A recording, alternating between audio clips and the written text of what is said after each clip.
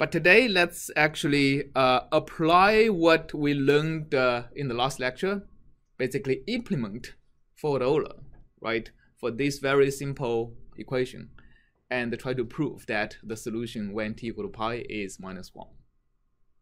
All right, forward Euler, let's review what we started last time. How do we start? Yes? You have some initial value.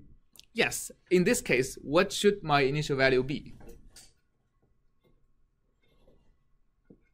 Right, if I want my solution to be e to the it, right, what is my initial condition when t is equal to 0? 1. Yes, it is equal to 1.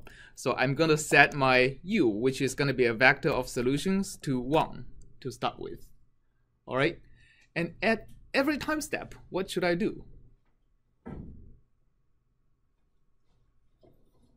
Well, I compute the right-hand side of the differential equation, which is I times u, right?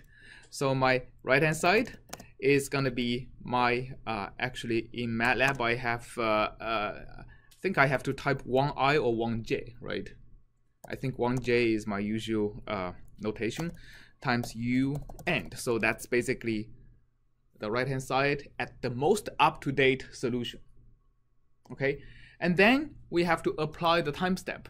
So if we want to integrate to pi, we want to take a time step that is a integer fraction of pi, right? So just give me a number. How many time steps do you want to integrate? 50. Okay, good. My dt is then equal to pi divided by 50, right? Okay, then my u next should be what, according to forward Euler?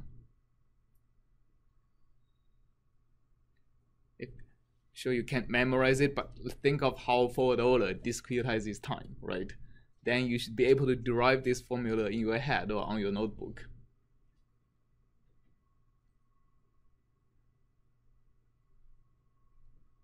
Yes? The last time step plus the derivative, which is right-hand side, times delta t. Yes. So this is going to be my u next, and let me take a look at it. We see that it is actually a 1 plus some imaginary number, right? And then we add the u to the list of u next to the list of u's. So this is going to be the procedure, right? And I start all over again from the second one, from the second line. So let's just put all of this into a file. Let's make a new script. I'll just call it Euler. All right, I'm gonna open the script and I'm gonna copy everything to the script. But instead of just repeating the same thing over and over again, I'm going to make a loop. For I goes from 1 to n, right? I'm going to loop for n times. Okay, and I'm going to be a good programmer and indent my loop. All right, so this is going to run. Hopefully it does. And what is my u at the end, which is u next, right? It is equal to minus 1.1035.